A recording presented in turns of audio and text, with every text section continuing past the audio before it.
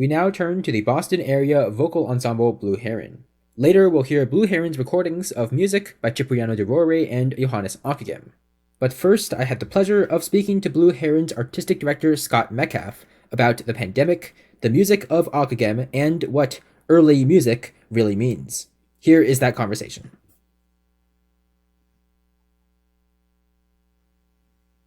It's April 21st, and you're listening to WHRB Cambridge. Today, I'm delighted to speak to Scott Metcalfe, artistic director of the Boston area vocal ensemble Blue Heron. Founded in 1999, Blue Heron's wide-ranging repertoire includes music from the 15th to the 17th century and beyond. Among other projects, the ensemble is currently performing the complete works of Johannes Ockeghem in commemoration of his 600th birthday. Scott, thank you for joining us today. Thank you. It's a pleasure to be here. First, I just wanted to ask you, of course, concerts have been canceled now, but how else is the pandemic affecting your musical life? It's a terrible blow to all performing musicians, of course, and anyone in the arts, because the reason we exist is to perform for gatherings of people in live situations. And we're now unable to do that for at least several months. And the prospects for next season are somewhat bleak as well, because we do not know what the situation will be like over the course of next season. If a vaccine is at least 18 months off, it's not clear that any of us is going to be willing to gather in large groups during what would be the 2020-2021 season. So we're looking with some trepidation at next year as well. The economic impact on individual artists is enormous. Many of our friends have lost all the income that they had planned on for for the foreseeable future at this point, as everything next year is also up in the air. So for Blue Heron, we had a push to raise money to save the organization. At the end of this season, we were looking at a really substantial deficit, which would have been the end of the organization if we had ended the fiscal year with that kind of loss. It's very, very encouraging and moving that so many people answered that call for help, and supporters and friends gave very generously. And so we are now okay through the end of this fiscal year, and we're planning for next season, and we're looking at every contingency from, well, we will be able to perform a normal season, to we won't be able to perform any live concerts for our normal audience next year. And so if that is the case, what will we do? How will we perform? How will we rehearse? How will we continue to make music and bring it to people? These are existential questions for an arts organization. And for the individual musicians, it's hard to imagine how we're all going to get through this. I think the arts community is trying to sustain all its members, and people are working together, and there has been a great outpouring of support, I think, from arts lovers and audience members, but it's scary. How are you finding is a good way to share the music and keep it alive in the meantime? Well, ever since the quarantine began, since everything closed down in Massachusetts, we have been sending out regular releases of recorded material from our archives. We have a fair amount of recorded concerts, some in video form, some in just audio form. And so we've been releasing regular, sort of a piece, not quite a day. But ever since we were closed down, so around the middle of March, we've been sending out emails with links to YouTube videos of performances of given pieces. So that's been a wonderful opportunity in a way to sort through the archives and see what we should put out. We're going to run out of that material eventually, of course. We have some left. I've been working through the files gradually.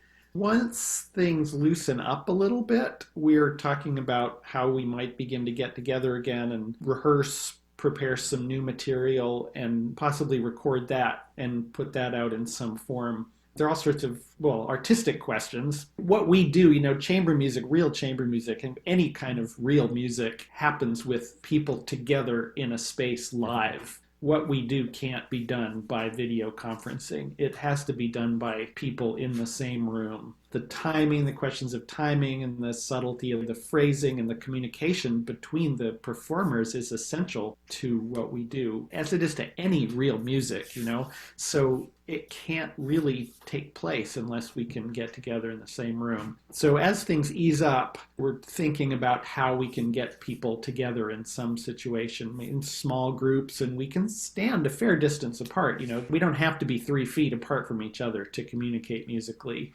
Sound travels quite quickly through space.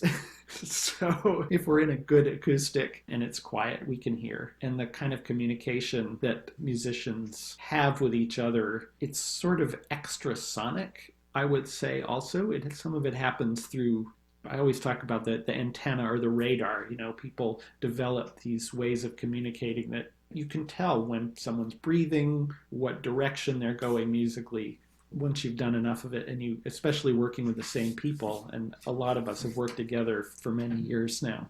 We're talking about trying to get back together and doing some recording. There are financial questions, you know.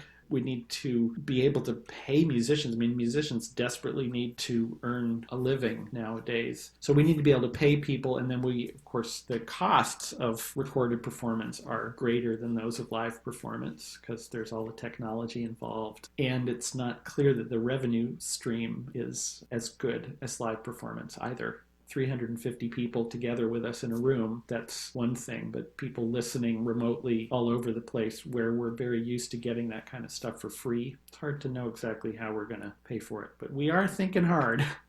And speaking of getting together in a room, I'm glad we turned to that because I do want to turn to some of the concerts that Blue Heron had originally planned. First of all, in March, I understand you were going to do this really extraordinary program that encompassed 15th century Flemish music, 16th century madrigals, Daniel Azur, a new work based on Sufi Islamic texts. Can you talk a bit about those selections and just what brings them all together for you? That concert was titled, or is titled, we're going to do it again eventually. The concert's titled Many Voices, and the idea was Many Voices is a sort of shorthand for what Blue Heron does all the time. You know, we do polyphonic vocal music, so music that brings together individual voices into one texture.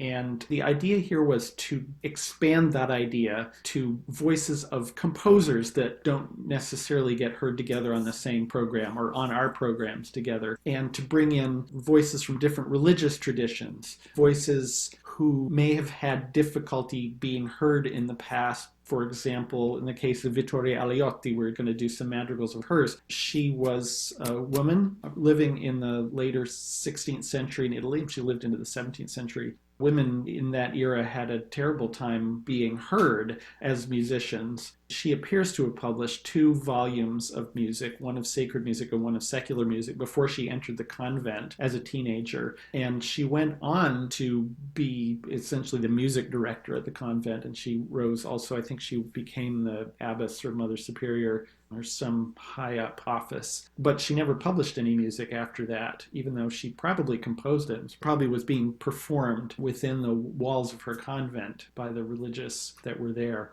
So we wanted to include her voice, and then the Daniel Azur piece that we were going to do is this amazing piece. It's written just after the Second World War for 12 solo voices, 3 sopranos, 3 altos, 3 tenors, 3 basses. That's a piece that sets Song of Songs text, mostly in French, but there's also some Hebrew in it and some Latin. And so combining different languages, that idea of many voices. And then the new piece, it's a piece by Mehmet Ali Sanlikol, who's a Turkish-American composer, lives in Belmont and teaches at the New England Conservatory. He's really one of the best, most amazing musicians I have ever met. He's a singer and he plays a huge range of instruments that have nothing to do with one another. Piano, saxophone, lute, end-blown flute. He plays all these Turkish instruments and Western instruments. He does jazz. He does Turkish traditional music. I mean, he's just absolutely brilliant musician and a composer, and he's written it's a pair of pieces. The text is Deran, and it's a pair of pieces which set these early 17th century, late 16th century Sufi texts in Turkish. They're set in a way which is very much inspired by Renaissance polyphony, but also incorporates various elements of Turkish music as well. So that many voices meant many singers, 12 singers. Mehmet's group Dunya will be joining us for the concert when we eventually do it, with an ensemble of Turkish instruments playing some traditional music. Then more than one religious tradition, more than one cultural tradition, women and men composers. The idea was to embrace a lot of different voices. And musically, what similarities do you see or have you seen between the sort of early music that Blue Heron often works with and like Turkish music, music from other traditions, Similarities. or differences? Yeah, I guess I don't feel that any genre of music or period of music is any more or less accessible to any of us than any other if we learn how to listen to it. If we just listen with open ears and an open heart, then music from anywhere, anytime, any place, any tradition can communicate with us, can touch us and speak to us. I know that early musicians, we also, people, I should say, people like us who do early music, among many other kinds of music, often get regarded as a sort of subspecies. There's something really special about what we do. It's apart from normal music, by which people usually mean Beethoven, and 19th century music, as if that were not early music, or if there's anything particularly universal about Vienna in the 18 teens as compared to any other place on earth at any other time. My feeling is that any music is potentially equally moving and communicative to anyone on earth. So that's my claim. Fair enough. Not that any particular music is got any universal quality, but that the particular qualities of any music could communicate with any particular human being on earth. Possibly. So then what is your approach to a piece of new music? Just walk me through the process of, looking at a new score, rehearsing. New, do you mean recently composed or new to us? New to the group. New to the group. So no matter what the piece is that we're doing, the things we're looking for are the emotional content, the way the melodies work, how the music actually is put together. What's the nature of the piece in front of us? What is it trying to say and how's it trying to say it? We do like to pay very careful attention to the language of the piece, to the text, what the text is saying, what the meaning of the text is, and what its emotional content is, which may be complicated by the musical meaning. Musical and literal meanings can speak to each other. They don't have to be identical. There's so many meanings available in texts and in sound, in musical sound. We're never looking for the answer, but rather the potential, the possibilities, the expressive possibilities that exist in the texts and music that we're working on. So, for example, just to bring it to a very, very technical level, the first thing we need to know for doing Mehmet's piece is how to pronounce Turkish. It's not a language that we sing in normally, and there are no Turkish speakers among us. So we were starting to work with Mehmet, and we will work with Mehmet on pronunciation. So the pronunciation is exactly, as right as we can make it. And we apply exactly that same approach to 15th century French. We want to find out as much as we can about how people then would have pronounced it so that we get the sounds right. It's partly meaning, it's partly because the sound itself. It's interesting. If you have a great variety of specific sounds in your language, then the music is more interesting. It's analogous to the articulation. You want all sorts of different articulations? Fine. You want all sorts of different vowel sounds as well. You don't want to, I'm not interested in smoothing anything out, but bringing out the individual texture of it. And now let me change the parameters of the question slightly. So I understand Blue Heron has done a lot of world premieres of traditionally less performed music, like the Peter House part books, for example. The approach you just described, is there an additional layer? Does it change for music that's new to the world perhaps now, but is actually very old? No, I would say it's really the same. So much of what we do is new to us. So much of that Peter House repertoire that we've recorded and that we've performed, we'd never ever heard before, and no one in our audience had ever heard before. And some of it had probably not been sung since the 16th century, and certainly never in the United States of America. And that's true with a lot of what we do. We're constantly poking around in the archives of music to find music that hasn't been done all that often or at all, possibly. So we do feel like we operate a bit like a new music group all the time in that we are doing first performances. We don't bring knowledge of the piece to the first rehearsal from experience because none of us has had it. Turning to Ockeghem now, in May you had planned the next installment in the project to perform all of his works. Yes. Can you talk a bit about Ockeghem in general? I know he's probably not a household name, at least not yet, and why you find his music so interesting and so special.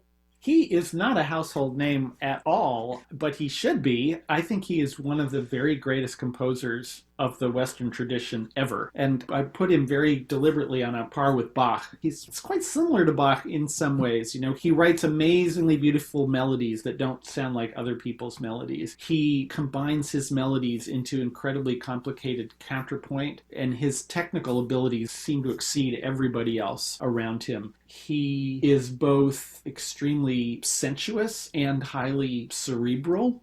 So you don't need to know a whole lot to appreciate his music because it has a real beauty to it. But when you begin to look into it and find out more about it, then it's mind-blowing when you see how it's put together. Some of it is, the technical accomplishment is unbelievable. I think his music can be incredibly moving in ways that are hard to figure out why. Often we've done a number of his masses now, 9, I guess, out of the 13 or so. And in almost every case, something happens toward the end of the mass, in the Agnus Dei, the last movement of the ordinary, which makes you dissolve in tears. And you can't really see why always. We don't nowadays actually understand his compositional technique very well. It's hard to see how it works. The structure of it is very complicated and often somewhat concealed, and it's not structured by regular imitation. 16th century music is all about imitation of individual lines. Really easy to see what's going on in that kind of style, or it's easier. With Ockeghem, it's not always easy to see exactly how he's put things together. You can see that they are together and that they work incredibly beautifully, but actually seeing why he got to that result is difficult. I don't think that we get it. And I mean we generally. I think there's not a lot of analytical writing about 15th century music in general, and Ockeghem in particular, that really makes sense out of how he has composed his music. What other aspects do you see as distinguishing his style? Is it just the way the voices are put together, or is it also in sort of like the harmonies? Well, he's certainly using the same elements as all the other composers of his generation. You know, he's not making up a new harmonic or melodic language. It's the sophistication with which he uses it, the complexity that he builds into his pieces that puts him above most of his contemporaries. The surface is beautiful, and then the further you get below the surface, you see new structures underpinning it. You know, relationships between the melodies, relationships between the parts of a piece begin to emerge. People have talked about Ockeghem as having a kind of aesthetics of concealment, which is a really lovely term.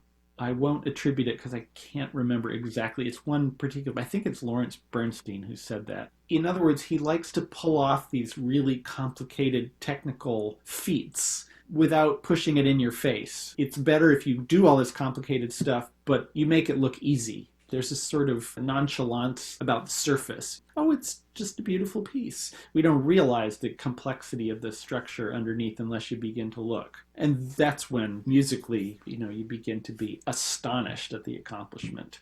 That he will do something so complicated and have it come off sounding so effortless. That's like Bach, that he can pull off these unbelievably complicated musical feats. And it just sounds like he's just writing it, making notes, flowing right out of his creative spirit.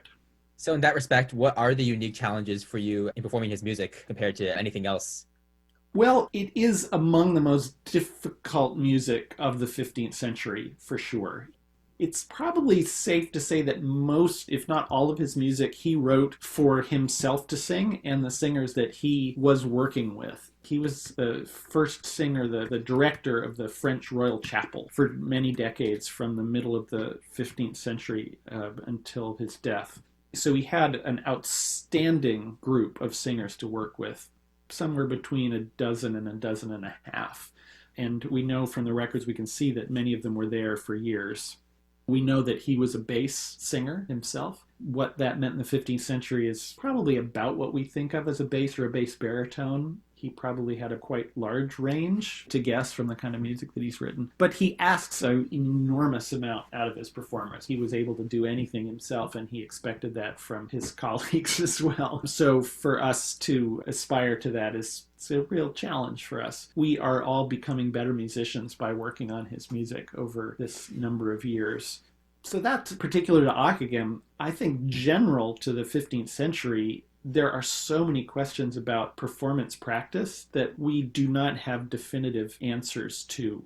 We don't always know what a piece is scored for example. Especially in secular music, in the songs, the sources don't tell you, well, this part's for a singer singing at this pitch and this range, and here this part is for another kind of singer, and then this part is an instrument, and here's what kind of instrument it is. They never, ever, ever tell you that. If there are 3 parts, the top part probably has text. Okay, it's safe to say that's for a singer.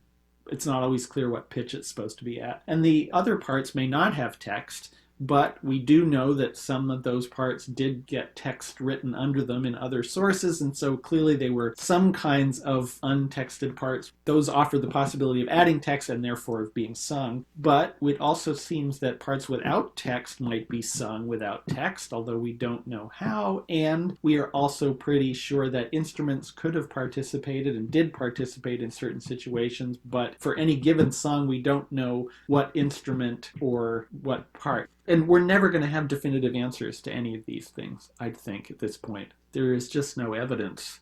And I don't expect that we're going to suddenly unearth the library of books where everyone wrote down the instructions for dealing with this kind of situation. Because no one was writing that stuff down in the 15th century. The only people who needed to know this were musicians, and musicians trained themselves in choir schools and in guilds of instrumentalists, and it was all about practice. So it sounds much like Bach's lack of tempi in a way. This gives you a lot of freedom as a performer. It does. Yeah, we have a lot of, one might say, we have a lot of responsibility to figure out what the music is asking of us. The later you get in music, the more composers tend to write down what they want. Specifically, in the 15th century, there are no dynamics, there are no tempo indications. There are practices, there are norms, there are tempo relationships which are built into the tempo system of the time. And those can be very specific, and one can learn to realize those specific instructions precisely. But it does take a lot of study and experience to keep working at it, because they're not always things that we would do. I'm glad we circled back to sort of the broad question of early music. My concluding question for you is, as you mentioned earlier, for many listeners, early music is sort of a very different and new sound world than, as you said, the symphony hall, Beethoven, Bach. What appeals to you about early music, and what do you listen for when you listen to a piece? Again, I'd preface my answer by saying I don't really believe there is any such thing as early music. I mean, Beethoven's early music, Bartok's early music. The last Bartok's from 1945, that's decades ago. The world has really changed. And a lot of music has been written since then that's very, very different. So what appeals to me in any piece of music is, I think, foremost, the expressive potential, the expression that has been written into the music, that we can realize. We can be the vehicles for that expression as performers. We can allow that to come through us. I love music where the parts speak to each other.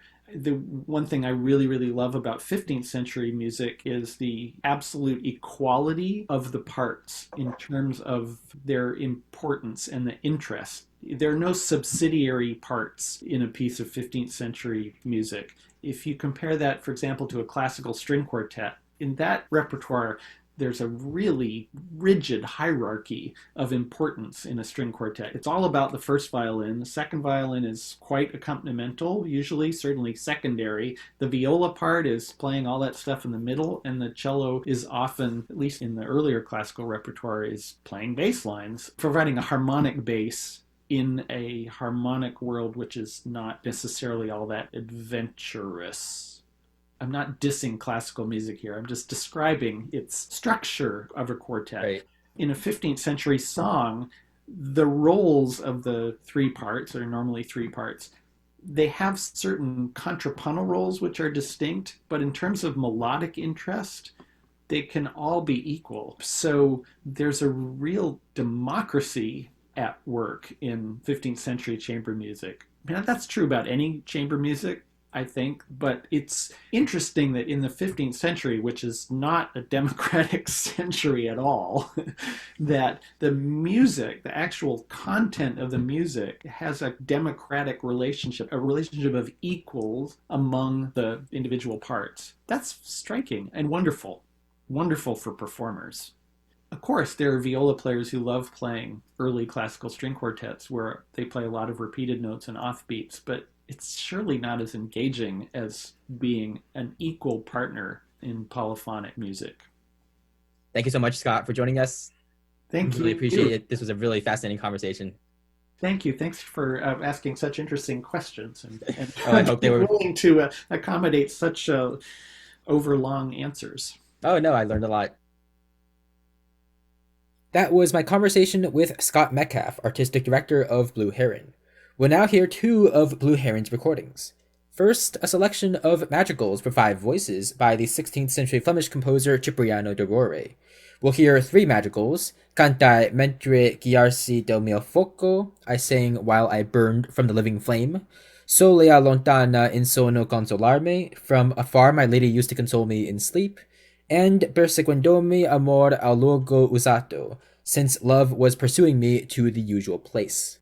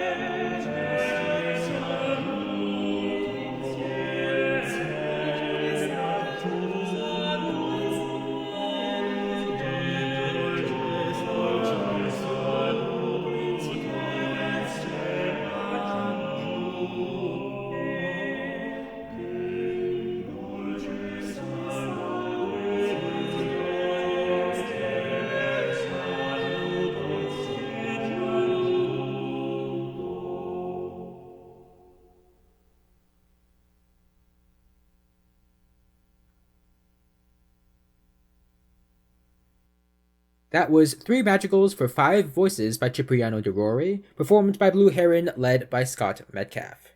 We now turn to the music of Johannes Ockeghem. As you heard in my conversation with Scott, Ockeghem holds a special place in his heart. In celebration of Blue Heron's multi-year Ockeghem project, we will hear 4 songs by Ockeghem: Aultre Venus, estes sans faille, You Are Another Venus Without Doubt; En attendant votre venue, While Awaiting Your Return; Mort, tu as navré de ton dart, Death, You Have Wounded with Your Dart; and C'est votre cuer eslongne me tort, If Your Heart Wrongfully Pushes Me Away.